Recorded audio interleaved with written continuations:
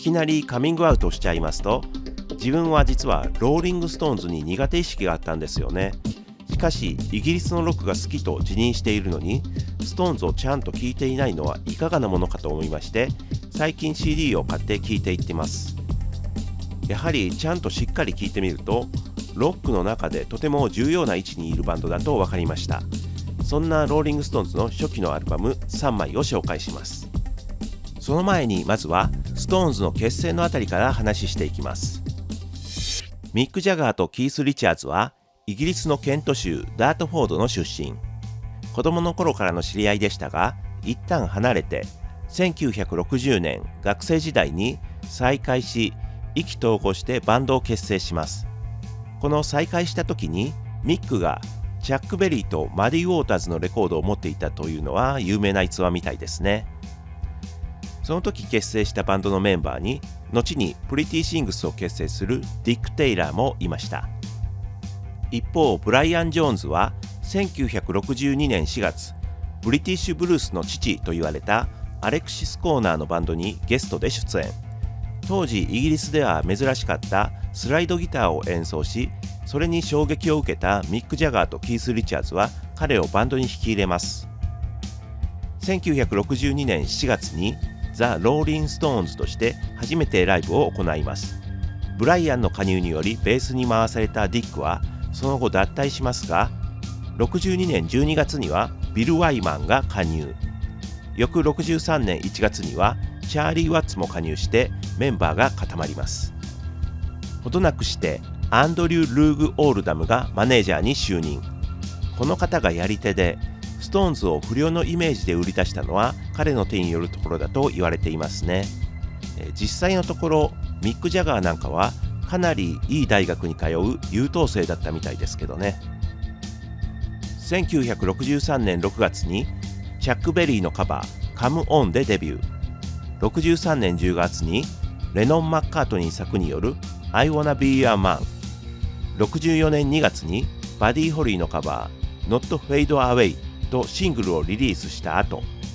1964年4月にファーストアルバム The Rolling Stones をリリースします。このアルバムでは12曲中オリジナル曲は3曲で、9曲は R&B などのカバーになっています。録音はリージェントサウンドスタジオという安価なスタジオで行われ、そのためかラフな印象のサウンドになっていますね。個人的には昔、20代の頃でしょうか、一度ストーンズをちゃんと聴こうと思ってこのアルバムを借りてきたのですが、このカバー曲の多さと録音のラフさでただただ古臭い音楽としか思えず、全然良さがわからなかったんですよね。それが自分のストーンズ苦手意識の大元になっていました。で、今回改めて聴いてみて、あれってなりました。I Just Want to Make Love to You やキャロルのガチャガチャした演奏はガレージロック的でもあり、ルート66やモナ、ウォーキング・ザ・ドッグなど古典と言えるような曲、自分も R&B などを少しは聴くようになってきたのもあってか、全然違和感なく聴けて普通にかっこいいと思いました。一方でやはりストーンズとしての個性はまだ確立できていないのかなと思ったり、録音のバランスの悪さは気になります。それは最初に聞いて苦手だと感じた部分と被るところでもありますね。そんな中でオリジナル曲 Tell Me は印象的で、ジャガー・リチャーズ名義での初の楽曲だそうです。これがメロディアスでポップな曲で、多分カバーも多くされているのだと思いますが、聞きなじみのある曲でした。このちょっと可愛らしい感じの曲が最初のオリジナルというのは意外でしたね。しかし最後ぶつ切りみたいに終わるのはなぜなんでしょう。びっくりします。で、ここでセカンドアルバムに行きたいんですけど、問題が発覚。ストーンズに限らずこの時代のイギリスのバンドって本国と外国でアルバムの収録曲が違ったり、そもそもアルバムのリリースされた数が違ったりで、 CD 化される時もイギリス版とアメリカ版が混在して出てたりするんですよね。そこを自分はちゃんと調べず買ったものだから、ファーストとセカンドがイギリス版でサードがアメリカ版だったんですね。ストーンズはデビューから65年までの間、イギリスでは3枚のアルバム、アメリカでは5枚のアルバムを出していて、曲を網羅しようと思ったらアメリカ準拠で聴いていった方が良かったかなと、ファンの人はやっぱりイギリス版アメリカ版両方買っているんですかね。今回はイギリス版のファーストとセカンド、アメリカ版のアウトオブアワーヘッズというちょっと変則的な感想動画になりますがご了承ください。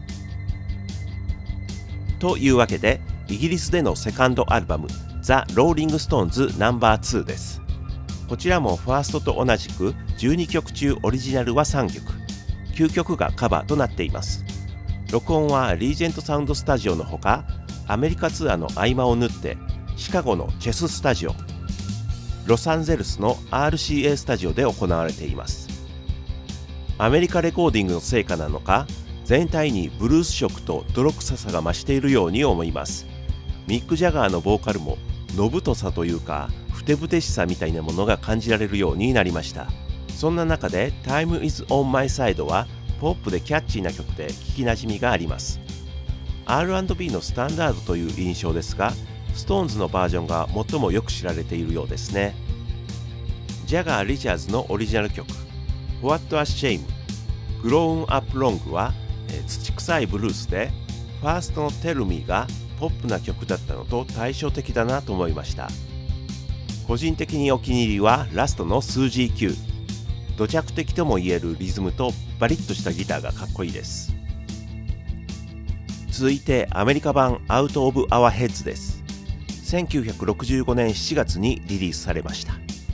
こちらもツアーの合間にアメリカ・ロサンゼルスの RCA スタジオで録音され、このアメリカ版では12曲中オリジナル曲が6曲とオリジナルの比率がかなり上がってきました。その中でも The Last Time Satisfaction というヒットシングルが目玉になっています。特に Satisfaction は初期 SixTONES の代表曲で、ファズのかかったギターリフはロック好きなら誰もが知っているアイコニックなものだと思います。しかしキース・リチャーズはそのアレンジがあまり気に入っておらず、オーティス・レディングによるカバーバージョンのようなアレンジにしたかったようです。そのカバーにはブラスセクションが入っており、ファズギターはブラスをイメージしてたのかと思うと、なるほどって感じです。しかしギターのリフだったからこそ際立った曲になったんだと思うんですよね。もう一曲のヒットシングルラストタイムにしても印象的なギターリフから始まるし、その後のブルースロックからハードロックに至るブリティッシュロック、そこでギターリフがすごく重要なものになっていく、その出発点がこの辺りにあるような気がします。その他で好きな曲は Play with Fire。 こちらはブルースというよりどこか霧もやのかかったようなイギリスっぽいフォークソングになっています。あと I'm Alright は黄色い歓声が飛び交うライブバージョンになっていて、結構ラフでテンポの速い演奏はテンションが高くていいですね。はい、ローリング・ストーンズの初期のアルバムを3枚聴いてみました。聞くところによると初代リーダーブライアン・ジョーンズはストーンズは R&B のバンドだという強いこだわりを持っていたそうで、そのことはファーストとセカンドアルバムのカバー曲からも伺えます。黒人音楽へのリスペクトが初期ストーンズのアイデンティティだったと、そう言っていいと思います。自分は80年代パンクニューウェーブ以降の音楽を聴いて育ったのもあり、どうしても最初はその土臭さブルース臭さみたいなものが苦手でした。しかし年を取ってきて自然と視野が広がったのか、改めて聴いてみて何の抵抗もなくかっこいいなと思えていることがちょっと不思議な感じでした。しかし個人的に本当に好きだなと思うのはやっぱりジャガー・リチャーズによるオリジナル曲で、彼らの曲はブルース R&B に根ざした泥臭さの中にもどこかキャッチーさポップさを感じるんですよね。その意味でサティスファクションは象徴的な曲だと思いました。ちなみに最初ストーンズをちゃんと聴いてなかったとは言いましたが、自分はサイケが好きなのでサタニックマジェスティーズだけは CD で持っていてかなり好きなアルバムでした。今回紹介した初期のアルバムからどんな感じでここに至るのか、そのあたり追ってじっくり聴いていきたいです。はい、というわけで今回はローリング・ストーンズの初期のアルバムを聴いてみる動画でした。ご視聴ありがとうございました。